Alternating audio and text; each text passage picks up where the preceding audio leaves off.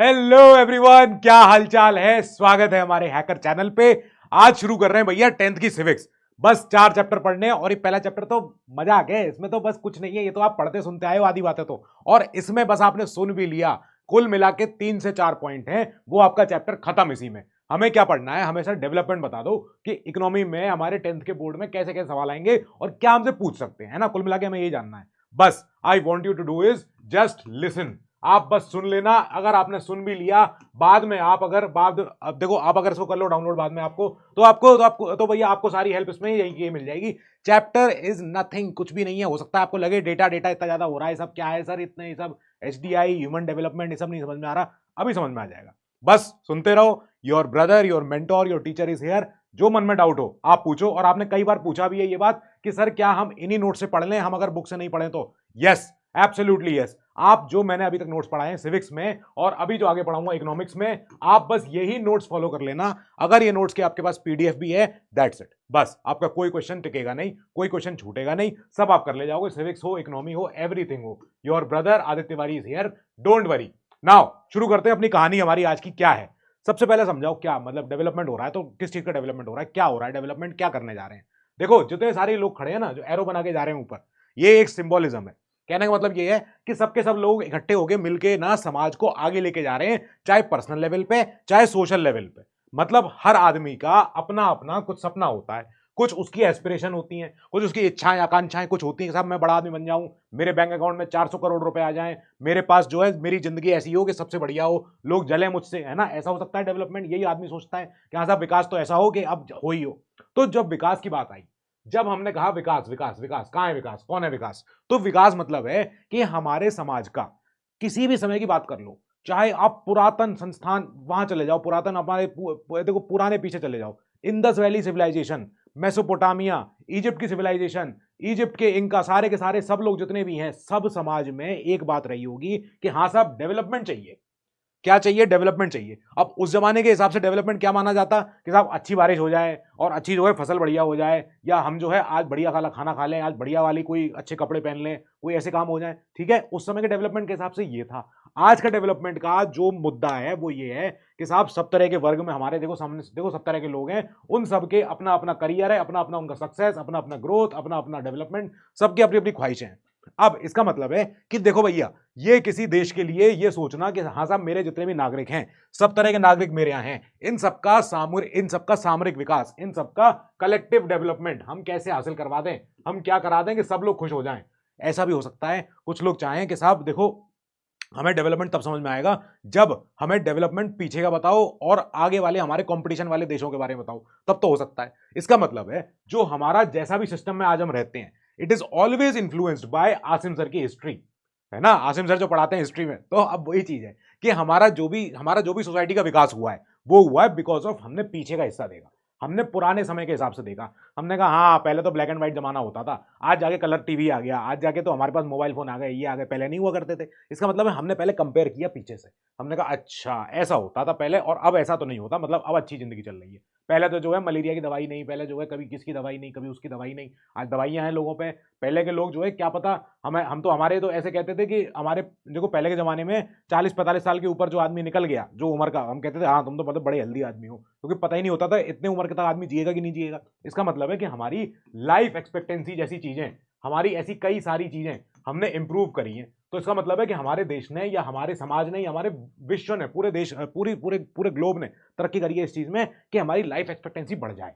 पहले के जमाने में तो लोग कहते थे कि हाँ साहब 100-100 साल के लोग, लेकिन कितने होते थे, एक या दो तीन, दो तीन। आज देखो कम से कम आप हर साल न्यूज सुनते हो कि हाँ साहब कोई 112 साल की बुढ़िया, कोई 106 साल के अंकल, कोई 70 साल के 80 साल के युवा, कोई कुछ। तो मतलब हमने इंप्रूवमेंट किया है। ये जो इंप्रूवमेंट हो रहा है, ये इंप्रूवमेंट कैसे आ रहा है, जब लोगों की ख्वाहिशें आई। और लोगों की ख्वाहिशें क्यों आई, जब वो अवेयर होना शुरू हुए कि हाँ पहले नहीं होता था, आज होता है। अब हमने कहा जो होप्स हैं, ड्रीम्स हैं, सबका सब, ये सब कैसे अचीव होता है। जब लोग, हमने कहा अभी पिछली क्लास में हमने देखा था सिविक्स में, हमने वहां देखा था कि जब लोग अपनी इच्छाओं को पॉलिटिकल लेवल पे, पॉलिटिकल स्टेज पे जाके बताते हैं कि साहब हमें चाहिए सीटें, हमें चाहिए यूनिवर्सिटी, हमें चाहिए कॉलेज, हमें चाहिए अच्छी सुख सुविधा, हमें चाहिए नल में अच्छा साफ पानी, हमें चाहिए खेती के लिए बढ़िया वाला हैंडपंप, या कुआं खोद के दो, या ये करके दो। तो ये सब कब हुआ, जब हमने पॉलिटिकल लेवल पे, जब हमने राजनीतिक लेवल पे हमने अपने लोकल अपने संस्थान को बताया, पंचायतों को बताया, हमने जिला लेवल पे हमने कलेक्टर साहब को बताया, हमने अपने एमपी को बोला कि आप जाओ पार्लियामेंट में और हमारे क्षेत्र के लिए बात करो, जाके विकास करो। इसका मतलब है कि हमारे जो भी सपने, जो भी ड्रीम्स पूरे हुए, जो अभी तक हमने अचीव किए हैं, they all came when democratic political process पूरी हो पाई, भरपूर हो पाई। ये हुआ। अब हर समाज में, हर जगह पे, हर समय में क्या क्या हुआ है, डेवलपमेंट के बारे में खूब डिबेट हुई, खूब खूब आर्ग्यूमेंट हुआ, सब तरह की बातें आई सामने, कुछ चीज क्लियर हो गई सर। एक तरह की चीज क्लियर ये हुई सर कि ये समझ में आ गया कि सब तरह के लोग हैं दुनिया भर में। कुछ ऐसे लोग हैं, है ना, और कुछ बड़े गाड़ी वाले लोग हैं, कुछ हैं जिनके पास 50 गाड़ियां हैं, जिनके पास जो है बैंक अकाउंट में उनके पास 1,000 करोड़ रुपए हैं। तो अब क्या है, उन सबके मायने अलग अलग है डेवलपमेंट के।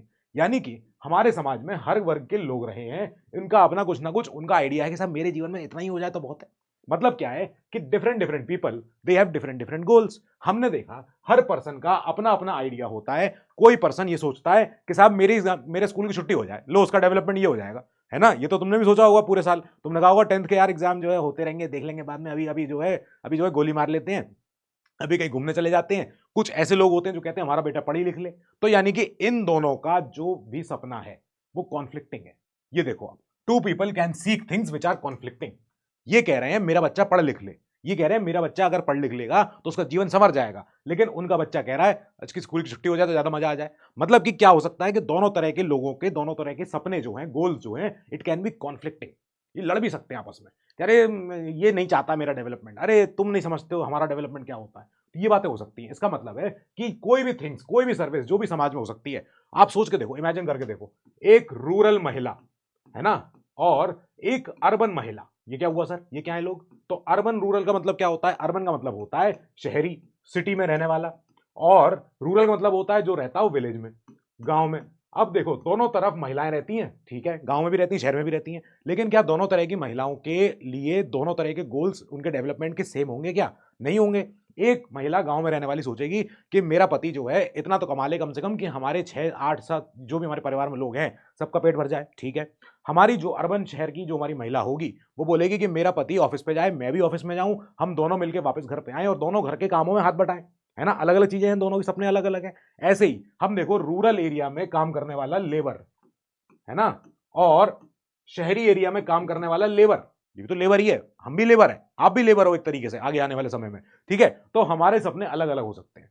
मैं सोचता हूँ कि ऐसा हो जाए कि हाँ मेरी क्लास जो है एकदम टॉप पे चले, सब कुछ हो, तो मैं तो ठीक है, ये मेरे एस्पिरेशंस है। लेकिन कोई और लेबर होगा जो बाहर कहीं रहता होगा, कहीं गांव, कहीं ये तो गांव देहात में काम करता होगा, इसके लिए सपना क्या है, इसके लिए सपना ये है कि भाई काम मुझे डेली मिल तो जाए, काम मुझे डेली मिल जाएगा, मुझे मेरी पगार मिल जाएगी, मुझे मेरी तनख्वाह मिल जाएगी, ये सब चीजें हो जाएंगी। इसके बाद हमारे अर्बन शहरों में रहने वाले और भी कुछ होते हैं मसले।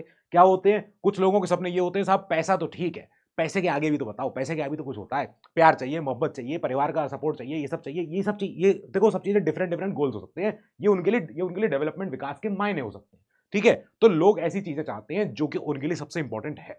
बस क्लियर हो गई बात, ये बात क्लियर हो गई, ठीक है सर। अब चलो आगे कि इन लोगों के क्या क्या डिफरेंट डिफरेंट आइडिया हैं। तो लेकिन आइडिया होने तो डिफरेंट, कुछ चीजें तो कॉमन होंगी, एटलीस्ट ये तो कॉमन होगा ही होगा, मोर और लेस सबको ये तो चाहिए, बाप बढ़ाना भैया सबसे बड़ा क्या। तो अब ये है, जब इनकम की बात आई, हमने कहा इनकम तो देखो हर किसी को चाहिए, चाहे गांव में रहता हो, चाहे शहर में रहता हो, चाहे जंगल में रहता हो, चाहे कहीं भी रहता हो, उसको ये चाहिए जेब में, क्योंकि ये है सबसे इंपॉर्टेंट जो सारी चीजें, आधी ज्यादा चीजें सॉल्व कर देता है। अच्छा, लेकिन क्या money is the only problem, नहीं, मनी के आगे भी कुछ और चीजें चाहिए होती है समाज में। जो समाज के हर तरह के लोग रहते हैं, इनके अपने कुछ एस्पिरेशंस है। देखो पता नहीं दिख नहीं रहा होगा, यहाँ पे हो सकता है बहुत ज्यादा लाइटिंग चल रही हो, यहाँ लिखा है एस्पिरेशंस, यहाँ लिखा है गोल्स। तो एस्पिरेशन एंड गोल्स मतलब लोगों को आजादी चाहिए, लोगों को सिक्योरिटी चाहिए, किन से, चोर डकैतों से, लोगों को प्यार चाहिए, मोहब्बत चाहिए, लोगों को दोस्ती चाहिए, ये सब चीजें चाहिए होती हैं। ये सब चीजें क्या हैं, ये सब डिफरेंट डिफरेंट लोगों के डिफरेंट डिफरेंट गोल्स हैं जो मनी के बियॉन्ड हैं। मतलब कि कुछ चीजें जो होती हैं टेंजिबल होती हैं, कुछ चीजें नॉन टेंजिबल होती हैं। ये क्या हुआ सर, इसका मतलब होता है tangible which can be touched, which can be counted, which can be calculated, कि इसकी वैल्यू क्या है। मतलब कि मेरे बैंक अकाउंट में कितने पैसे हैं, इससे क्या पता चलेगा कि साहब मेरी नेटवर्थ क्या है ना। और कुछ चीजें हैं नॉन टेंजिबल, कि मेरे पास कितने चाहने वाले हैं, आप सब बच्चे मेरे चाहने वाले हो, ठीक है, मान लेते हैं, हो सकता है नहीं है कुछ ना। अब वो क्या है, वो नॉन टेंजिबल है, मतलब आप बच्चे मुझसे कितना प्यार करते हो, है ना, ये कैसे तय होगा। हम सब लोग अलग सर से कितना प्यार करते हैं, ये तय कैसे होगा। कोई तय करने का पैमाना नहीं है, कोई मेजर करने का कोई तरीका नहीं है। Hence we call it non tangible, मतलब इनको छू के आप इनको चेक नहीं कर सकते हो। प्यार के आपके हाथ में लेके देख सकते हो प्यार कैसा दिखता है? हमें तो नहीं पता प्यार कैसा दिखता है, हमने तो कभी प्यार किया नहीं। आप बताओ, आपने प्यार किया है तो आपको क्या लगता है प्यार देखने में कैसा लगता है, छूने में कैसा लगता है, प्यार कैसा देखो प्यार में से कैसी स्मेल आती है हमें नहीं मालूम है, क्योंकि we can not touch it, है ना। अब यानी कि ये हुआ कि डेवलपमेंट का मतलब है सब चीजों में मिक्स सेट ऑफ गोल्स। लोगों को पैसा भी चाहिए, लोगों को रोकड़ा भी चाहिए, लोगों को फ्रीडम चाहिए, लोगों को सिक्योरिटी चाहिए, लोगों को मोहब्बत चाहिए, लोगों को अपने अपने चीजों की देखो इक्वल ट्रीटमेंट चाहिए। कि साहब गांव में सब तरह के लोग रहते हैं, गांव को प्रधान भी रहता है, गांव के नीचे और लोग भी रहते हैं गांव में, उन सबको अपने अपने लेवल पे उन्हें इक्वल ट्रीटमेंट चाहिए बिकॉज ऑफ हम इंसान है। ठीक है, ये सब आइडिया हो गया। नाउ आगे चलते हैं, हमने कहा डेवलपमेंट तो इनका करा लेंगे, लेकिन कैसे होगा पूरे डेवलपमेंट देश के, सारा सारा बताओ देख के कैसे होगा। तो हमने कहा जब हमने देश को देखना शुरू किया, अपने को भी और बाकियों को भी, तो हमें कुछ चीजें समझ में आई। हमने कहा जो हमारे यहाँ इस पूरे विश्व में जो कुछ एक ऐसा सिस्टम चल रहा है उसमें क्या हो गया है, उसमें है कुछ डेवलप्ड नेशन, विकसित नेशन, और कुछ है विकासशील डेवलपिंग नेशन। मतलब कि एक तरफ तो है जहां बढ़िया हाई फाई बिल्डिंग बनी हुई है, एकदम पूरा मॉल, एकदम शॉपिंग कॉम्प्लेक्स, मेट्रो, सारी चीजें हैं, और एक तरफ है जहां पे बैठे हैं लोग। तो मतलब क्या, यहां चल रही है मेहनत, यहां हो चुकी है मेहनत पहले की, तो अब दोनों तरह के लोग हैं। ये हुआ, हमने कहा अच्छा मतलब कुछ कुछ जगह तो दिख रहा है कि यहाँ ज्यादा पैसा है इन लोगों पे, कुछ जगहों पे दिख रहा है यहाँ पे ज्यादा सुख सुविधा है, यहाँ पे ज्यादा बढ़िया मौसम है, यहाँ पे ज्यादा अच्छी सड़कें हैं, यहाँ कोई डस्ट नहीं है, यहाँ कोई देखो कहीं पे कोई सड़क पे गंदगी नहीं पड़ी है, यहाँ पे कहीं कुछ नहीं है, एकदम बढ़िया ऑर्डर में चल रहा है, चीजें सिस्टम पूरी परफेक्ट है। लेकिन हमने कहा इसको मेजर कैसे करते हैं, ये तो बताओ, दिख तो रहा है कि हाँ अलग अलग एक जगह बढ़िया एक जगह अच्छी नहीं है, लेकिन इसको मेजर करने का तरीका बताओ। हमने कहा नेशनल डेवलपमेंट की बात करो तब समझ में आ जाएगा। और नेशनल डेवलपमेंट को चेक करने के लिए पहला एक क्राइटेरिया होता है इनकम, कि इनकम देखो वहां पे लोगों के पास कितना आ रहा है हाथ में, ये कैसे पता चलेगा। हमने कहा इन देशों में से कौन सा अमीर है कौन सा गरीब है, हमने इसको चेक करने के लिए हम कैसे कहेंगे कौन सा अमीर गरीब है। जो जो जो आपको हरे दिख रहे हैं ये है नॉर्थ अमेरिका। इसमें कौन से दो देश आते हैं नॉर्थ अमेरिका में? दो देश आते हैं, जरा मुझे आंसर दो उनका। ठीक है, ये दो देश हो गए, यूरोप का वेस्टर्न साइड हो गया हरा वाला, और ऑस्ट्रेलिया ये वाला इधर का, जापान इधर का, ये सब क्या होगा, हमने कहा ये है डेवलप्ड नेशन। अच्छा मतलब कुछ तो डेवलप्ड है। और जो लाल लाल रह गए इधर उधर से पीछे आगे पीछे रह गए, हम इन्हें कहते हैं तुम अभी मेहनत करो, अभी तो अभी और जरूरत है तुम्हें। ठीक है, तो हम क्या हो गए, हम हो गए थर्ड वर्ल्ड कंट्री। अब सेकंड वर्ल्ड कंट्री कौन से माने जाएंगे? रशिया हो गया, चाइना हो गया, मंगोलिया, इधर का ईस्टर्न यूरोप हो गया। हमने कहा कुछ कुछ नेशन ऐसे ऐसे high income, middle income, low income, ऐसे कुछ बनाएंगे। अभी देखो अभी सब आगे समझ में आएगा। हमने कहा जब हम इनकम की बात करें एक देश की, तो हमें इनकम ये देखना पड़ता है कि वहां की जनसंख्या के पास इनकम कैसी आ रही है। ये जो लोग बैठे हैं अपने हाथ में, सारे एक देश में जितने भी लोग रहते हैं, एक देश में रहने वाले लोग, total income of all the residents जो उस क्षेत्र में उस देश में रहते हैं, उन सबकी टोटल कमाई कितनी है। मतलब मेरी कमाई कितनी है, अलग सर की कमाई कितनी है, इवन आपके फादर की कमाई कितनी है, सब लोगों की कमाई, सारी की कमाई सब लोगों की जोड़ दो पूरे देश भर में, वो क्या बनेगी, वो बनेगी उस कंट्री की टोटल इनकम। बस। हमने कहा अच्छा तो ऐसे चेक हो रहा है, पर हमने कहा नहीं, इसमें भी एक ट्विस्ट है। इसमें ट्विस्ट ये है कि हर देश की अपनी अलग अलग पॉपुलेशन है।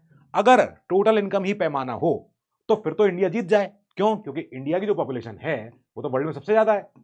India is greater than greater than greater than greater than greater than कोई भी देश लगा लो आगे, हम उससे ज्यादा ही होंगे पॉपुलेशन में। अगर गेम पॉपुलेशन का ही है तो फिर तो हम सबसे आगे होने चाहिए। हमने कहा नहीं, ऐसा भी नहीं दिखता है, क्योंकि कई ऐसे देश हैं जो हमसे ज्यादा अच्छे दिखते हैं, हमसे ज्यादा अच्छे, वहां की सड़कें अच्छी हैं, वहां पे अच्छा देखो हाईवे वाईवे सब बढ़िया सिस्टम है। तो हमने कहा इसका मतलब है कि इसमें कुछ और एंगल होगा, कुछ और ट्विस्ट है। टोटल इनकम से तो आदमी क्लियर गेम नहीं हो रहा समझ में। हमने कहा इसके आगे चलो पर कैपिटा इनकम पे, तब समझ में आएगा। पर कैपिटा इनकम से गेम पूरा क्लियर हो जाएगा। ये क्या है सर? पर कैपिटा इनकम समझ में आता हूं, अभी समझ में आता हूं। देखो पर कैपिटा मतलब होता है पर, तो समझ में आता है, पर 1000, पर 10,000, पर मतलब प्रतिशत, ठीक है, प्रति। अब कैपिटा इनकम मतलब समझ में आता है कि साहब ये होता है कि इंडिविजुअल इंडिविजुअल अगर मैं एक क्लास, मेरे मेरे सामने दो क्लास खड़ी हूं, ठीक है, एक क्लास में है यूपीएससी के पढ़ने वाले बच्चे और एक क्लास में है 10th के अभी बोर्ड्स वाले हैकर्स। ठीक है, अब मैं बोलूं तुम सारे यूपीएससी के बच्चे, ठीक है, तुम सब अपने जेब में से अपना अपना अपना अपना बटुआ निकालो, अपने अपने पर्स निकालो, और सब लोग अपना कैश मेरे सामने यहां रखो यूपीएससी वाले। ठीक है, अब यहां से निकालो। ठीक है, अब मान लेते हैं कि यूपीएससी के हैं बच्चे कितने, एक क्लास में मान लेते हैं 50, और 10th के बच्चे कितने, 500। ठीक है, अब मैंने कहा तुम सब अपना टोटल करो 10th वाले, और तुम अपना अपना टोटल करो। तो मैं कह रहा हूं अगर यूपीएससी वाले बच्चों का टोटल कम रह गया और ये वाले बच्चे ज्यादा है, तो हमने कहा अगर ये 10th वाले बच्चे हैं, ये अपने घर से 10-10 रुपए लेके आए अपने पापा से, ठीक है, तो ये लोग लाके कितना देंगे मुझे, 500 बच्चे हैं, 500 बच्चे इंटू 10 रुपए ईच, कितना हो गया, 5,000 रुपए। और ये यूपीएससी के बच्चे हैं 50 रुपए। ठीक है, नहीं सॉरी, ये हैं अपने 50 लोग। अब अगर एक ने मुझे 100 रुपए भी दे दिए, तो किसका नंबर ज्यादा है, 50 इंटू 100 या हमारे 500 इंटू 10? दोनों के नंबर सेम आ रहे हैं, नंबर सेम आ गया, ठीक है। यूपीएससी बच्चे कितने, 50 इंटू 100 रुपए ईच, है ना, 5,000, और तुम लोग 500 इंटू 10 रुपए ईच। दोनों का नंबर सेम आ रहा है टोटल का, लेकिन क्या आप एक यूपीएससी वाले बच्चे से ज्यादा पैसा रखते हो अपनी जेब में? नहीं रखते हो ना। ये है पर कैपिटा, ये है पर कैपिटा कि एक क्लास में एक बच्चे के हाथ में कितना पैसा है, और एक क्लास में एक बच्चे के हाथ में, इधर यूपीएससी वाले बच्चे के हाथ में कितना पैसा है। तो ये अपने घर से लेके आए 100 रुपए, आप लेके आए 10 रुपए, जितनी देखो देखो आपको उतने खर्चे की जरूरत है, उसको उतने खर्चे की जरूरत है। दैट मीन्स हमने कहा ये पर कैपिटा इनकम देख ली हमने एक बच्चे की जो डिफरेंट डिफरेंट क्लास में बैठा है। ऐसे ही देश के बारे में बात करते हैं। जब इंडिया की इनकम पूरे देश से, अगर सारे देशों से अगर टोटल करोगे, तो हमारी पॉपुलेशन तो सबसे हम आगे हैं, वो तो हम जीत ही गए पॉपुलेशन के गेम में। अगर पॉपुलेशन ही गेम होता तो हम विनर थे, लेकिन हमने कहा ऐसा तो नहीं है। कुछ देश और हमसे आगे निकले हुए हैं, वो है पर कैपिटा इनकम की वजह से। अब पर कैपिटा इनकम पे चलते हैं। ये पर कैपिटा इनकम वाला जो खेल है ना, अभी समझ में आता है। देखो साहब, कुछ फोटो समझ में आ गई, अच्छी अच्छी फोटो लग रही है। एक में तो देखो हाई राइज बने हैं एकदम, सिंगापुर बिल्डिंगें बनी बड़ी अच्छी अच्छी, एक जगह बने अपने, सब सारा अपना सिस्टम चल रहा है, ये जो भी है, ठीक है। अब एक बैंक है दुनिया का सबसे बड़ा, उसे हम कहते हैं वर्ल्ड बैंक। ये वर्ल्ड बैंक है। तो वर्ल्ड बैंक ने एक रिपोर्ट निकाली, वर्ल्ड बैंक की रिपोर्ट का नाम है वर्ल्ड डेवलपमेंट रिपोर्ट। ये हर साल आती है इनकी रिपोर्ट, और 2019 की रिपोर्ट आई। तो 2019 की रिपोर्ट में इन्होंने कहा, आप अगर पर कैपिटा इनकम निकाल रहे हो किसी भी देश की, मान लेते हैं एक देश की टोटल जीडीपी जितनी है, टोटल इनकम जितनी है, मान लेते हैं कितने भी लाख करोड़, कुछ भी 10 मल्टी ये और भी इसके आगे जीरो लगा लो, और भी जीरो लगा लो, डिवाइड बाय इसकी टोटल पॉपुलेशन मान लेते हैं 2 करोड़, ठीक है, 2 करोड़। तो अब जो भी नंबर आएगा, ये नंबर क्या कहलाएगा, ये नंबर कहलाएगा इसका पर कैपिटा इनकम इस देश का। ये हाइपोथेटिकल देश बनाया मैंने एक, जिसमें मान लो इतने सारे रुपए हैं उस पूरे देश में टोटल, और उसके इतने पॉपुलेशन है उसकी, हमने कर दिया डिवाइड। जो हमने डिवाइड किया, इस डिवाइड से क्या निकला हमारा पर कैपिटा इनकम, कि एक व्यक्ति एवरेज तरीके से एक साल में कितने पैसे कमाता है। पूरी चीज समझाऊं फिर से? अभी समझाता हूं। देखो, ये नंबर इन्होंने दिए कुछ, ये 3 नंबर निकाले। इंडिया का नंबर ये है, एक लोएस्ट नंबर ये होता है, एक ये होता है, ठीक है। हमने कहा ये क्या है, ये है पर कैपिटा इनकम, और ये क्या है, पर व्यक्ति, पर इंडिविजुअल, पर एनम, एक साल में एक व्यक्ति कितना पैसा कमा रहा है उस देश में। तो जो लोग किसी भी देश में, अगर उनका पूरे टोटल करने के बाद उनका एवरेज इतना निकले $49,300 के, वो ऊपर कमा रहे हो एक साल में, तो हम बोलेंगे कि आप हो हाई इनकम कंट्री में रहने वाले। और अगर आप $2500 से अगर आप कम कमा रहे हो, लेस देन, पूरे साल में आपने महीने के आपने $20 के आसपास आप कमा रहे हो, ठीक है, $20 इंटू अपने 12 महीने, है ना, 20 क्यों हो गए, 200 हो गए, चलो। अगर आप $200 से भी कम कमा रहे हो, तो मतलब कि आप हो एक वीक कंट्री में, आप हो एक कम कंट्री में, ऐसी कंट्री में जहां पे जो है सिस्टम बढ़िया नहीं है, ठीक है। इंडिया का एवरेज यहां टपकता है, तो हम क्या हो गए, हम हो गए एक लो मिडिल क्लास, एक low middle income country, low middle income country. मतलब हमारे यहां चीजें अच्छी भी तो नहीं है, लेकिन बहुत बुरी भी नहीं है, ठीक है। हमने ऐसे बनाया। ये वर्ल्ड बैंक की रिपोर्ट कहती है, ये किसी एक देश की कंपनी, एक देश की सरकार नहीं कह रही है, ये रिपोर्ट आती है पूरी दुनिया के लिए। और कौन बनाता है? वर्ल्ड बैंक बनाता है, ठीक है। अब वर्ल्ड बैंक ने जो रिपोर्ट बनाई, वर्ल्ड बैंक ने कहा इंडिया यहां पर स्टैंड करता है 6700, मतलब हम 2500 के तो थोड़ा सा ऊपर है, लेकिन इसके बहुत नीचे है। ये नंबर है $49,300।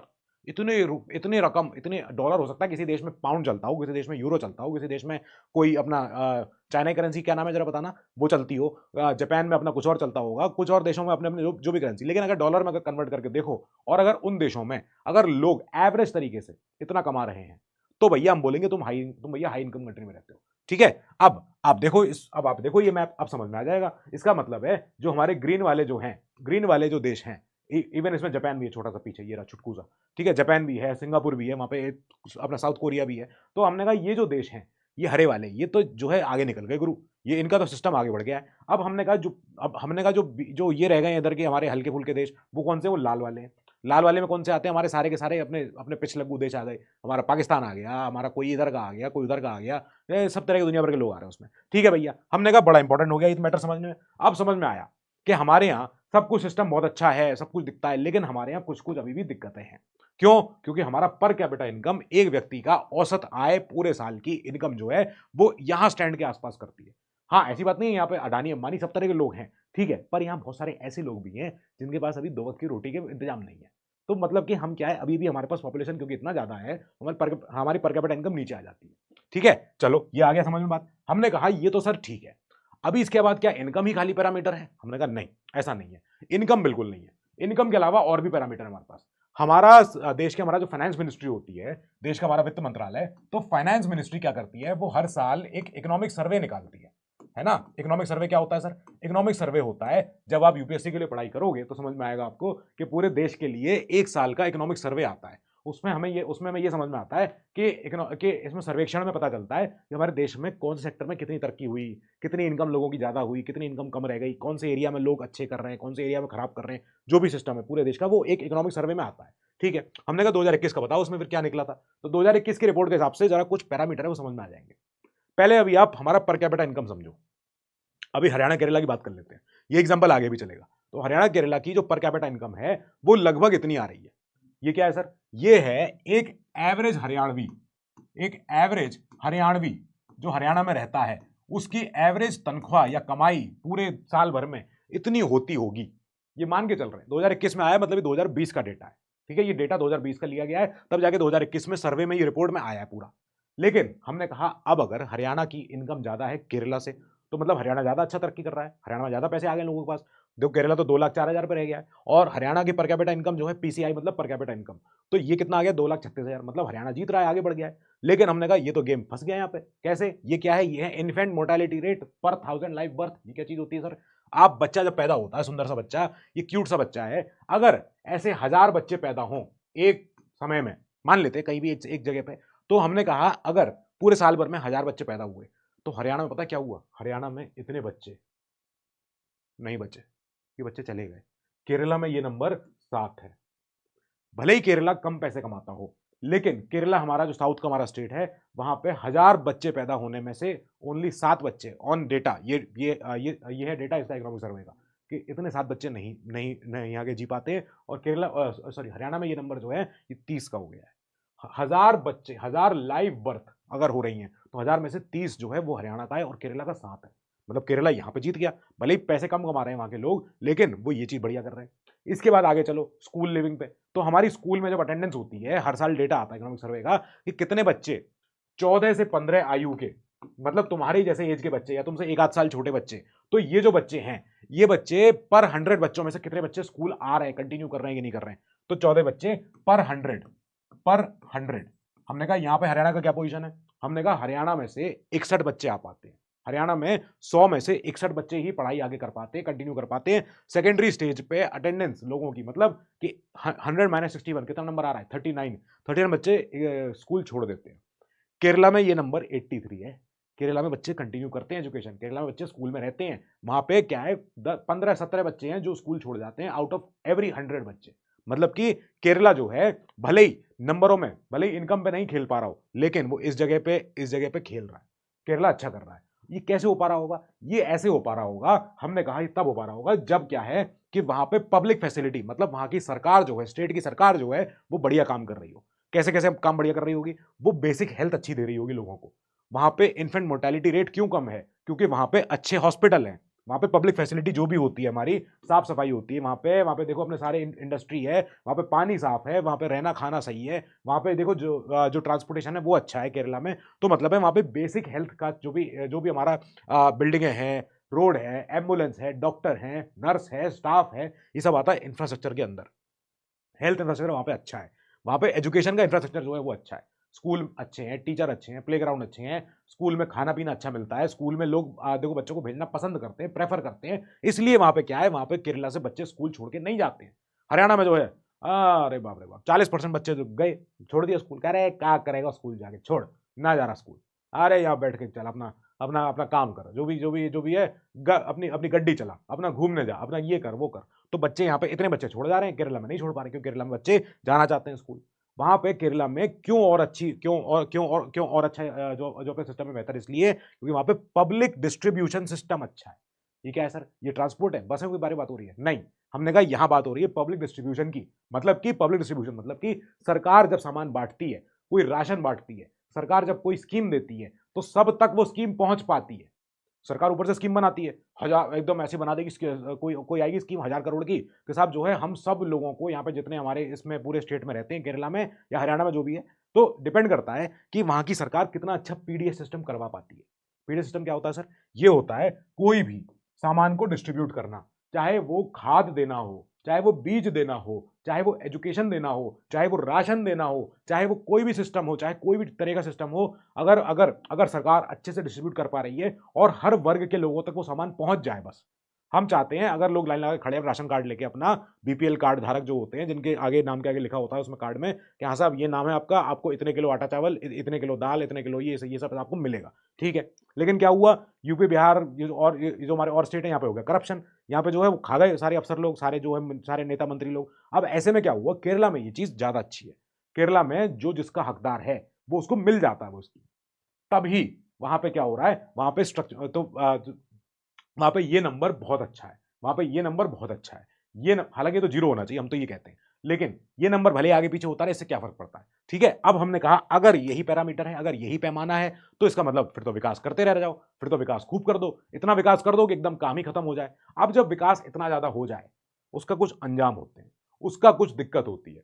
दिक्कत क्या होती है? दिक्कत ये होती है सस्टेनेबिलिटी ऑफ डेवलपमेंट। मतलब कि जो हमारे वेस्टर्न सोसाइटी ने, यूएस, अमेरिका, ये वो इन सब देशों ने जो जो हमारे ब्रिटेन, इन लोगों ने जो इंडस्ट्रियल रेवोल्यूशन किया है, ये industrial revolution it came at a very big cost.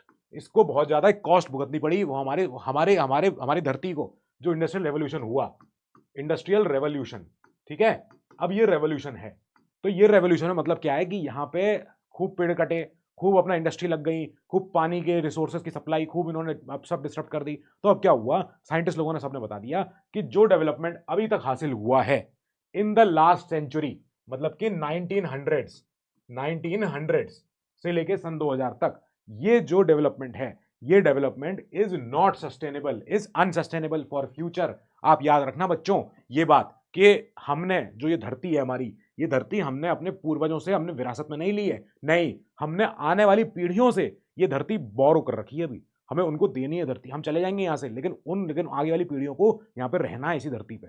तो हमें वो लोग चले गए छोड़ के बर्बाद करके, लेकिन अब हमें इसको संभालना है। इसका मतलब है कि अब हम बात करेंगे एनवायरनमेंट की भी, इकोनॉमी की भी और एक्विटी की भी।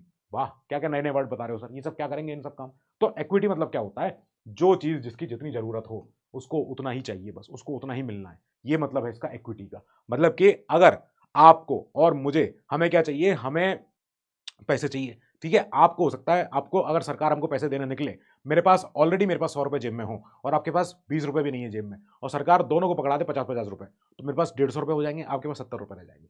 ये इक्विटी नहीं है। इक्विटी क्या होती कि सरकार मुझे देती 10 रुपए और आपको देती कितने, आपको देती लगभग लगभग ऐसा मान लो 80 रुपए या 90 रुपए दे देती, ताकि हम बराबर हो जाते। तो आपके 20 रुपए प्लस 90 रुपए, आपके 110, मुझे 10 रुपए देके मेरा 110, हम दोनों बराबर हो गए। दैट इज इक्विटी, ये इक्विटी होती है, ठीक है। अब हम बात करते हैं एनवायरमेंट की, हम बात करेंगे इकोनॉमी की, कि जो इकोनॉमी को हमने आगे बढ़ाने के लिए, हमने जो इतना विकास करने के लिए जो इतना सब तेल कोयले सब फूंक दिए, ये सब अच्छी बात नहीं है। क्यों?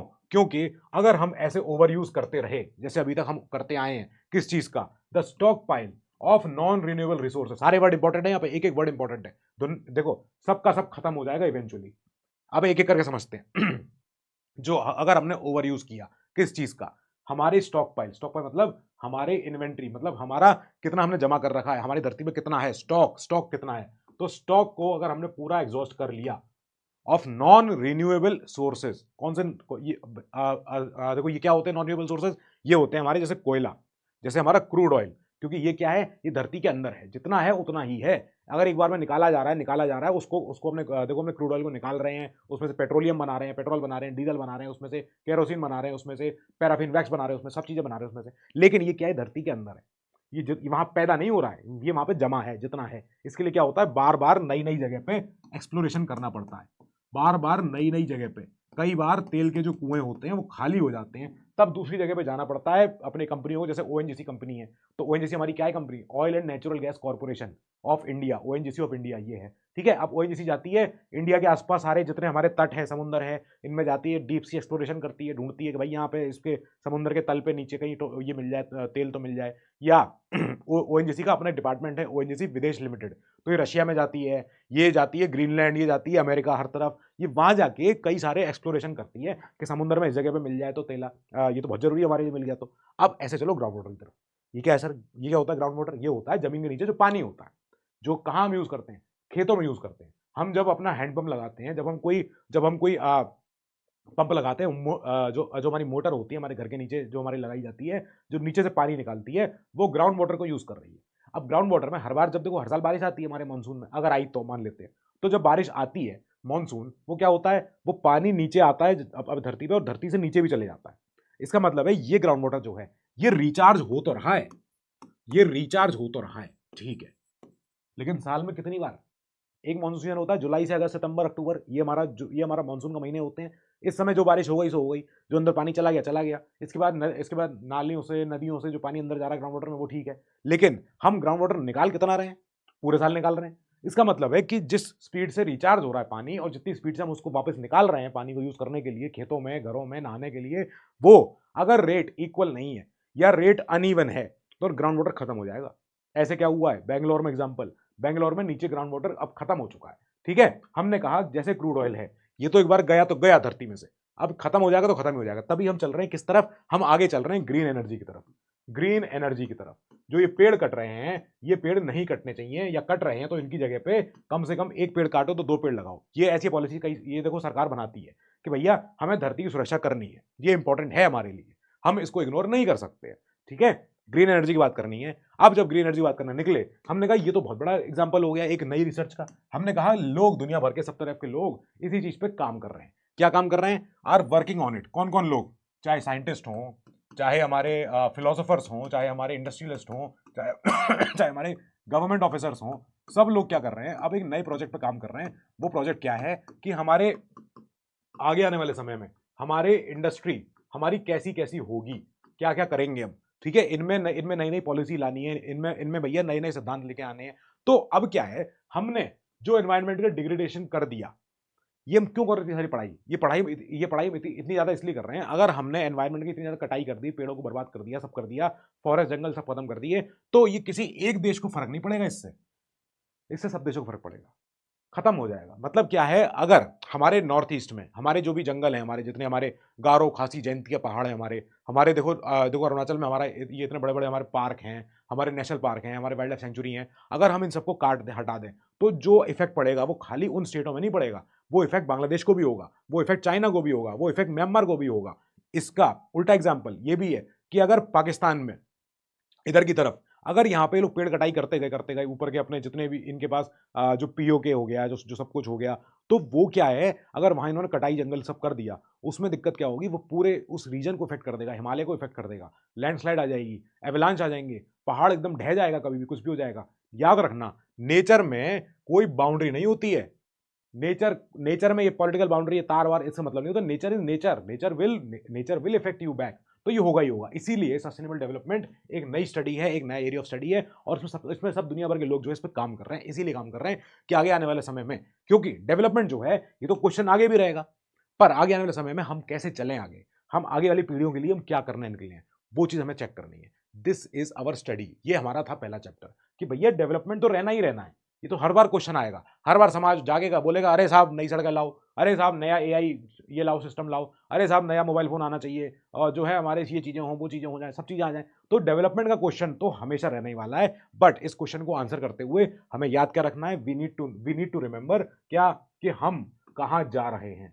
We need to remember where are we heading, और हम क्या अकॉम्प्लिश कर रहे हैं आगे आने वाले समय के लिए, ठीक है। ये था आपका चैप्टर। लो क्या है इसमें, हमने क्या, इसमें क्या छूटा? इसमें हमारा कुछ भी नहीं है चैप्टर में। तो अब ये चैप्टर है, बस आप इसको पढ़ लो, इस चैप्टर को, इसके नोट्स आप ले लो, बस दैट्स इट। इसी में से आपके क्वेश्चन सॉल्व हो जाएंगे, कोई क्वेश्चन नहीं बचेगा। मैं मोस्ट इंपॉर्टेंट क्वेश्चन आपको कराऊंगा ही कराऊंगा। टिल देन बेटा, बच्चा, keep studying, stay safe, good luck and all the best.